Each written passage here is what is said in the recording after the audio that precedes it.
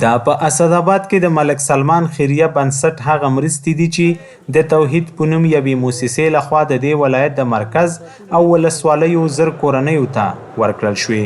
د څه باندې 3.5 میلیونه افغانیو په ارزښت د خوراکي توکو د مرستې بېوزله او ګاونډ څخه په جبري ډول راستانه شوو کورنیو ته وویشل شوې.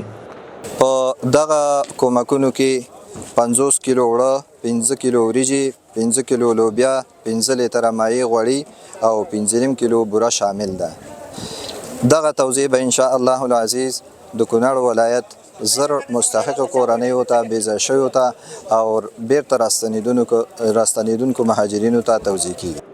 هغوی چې مرستې ترلاسه کړي خوښ دي او وایي د روژې مبارکې میاشتې په اوږدو کې دا ډول مرستې تر ډېره بریده ستونزې حلولی شي. معنی موږ ډېر خوشحاله ول چې مرسته کړي، ډېر خوشحاله وو، واړه او لوی ټول خوشحاله دي. الله دې هغه له بری ورکړي چې موږ ته دا کومک کړی دی. په دې میاشت د رمضان کې موږ ته دا کومک وشولو، په دې باندې موږ ټول خوشحاله یو ځکه چې مشکلات ډېر زیات وو. دغه باندې الحمدلله زموږ دغه 20 ورځې خوښه زموږ په دې باندې ګزاره کېږي او موږ آینده نور انشاءالله غواړو چې یاره موږ سره کومک داسې کېږي ځکه چې حالات ډېر خراب دي او مشکلات ډېر دي. نو په دې کومک باندې موږ ډېر خوشحاله سو. د یادونې وړ ده چې تر دې وړاندې هم د کونړ په زلزله ځپلو او ګڼو نورو سیمو کې له بېوزله او زیانمنو کورنیو سره د ملک سلمان بنسټ له لوري دا ډول مرستې ترسره شوي دي.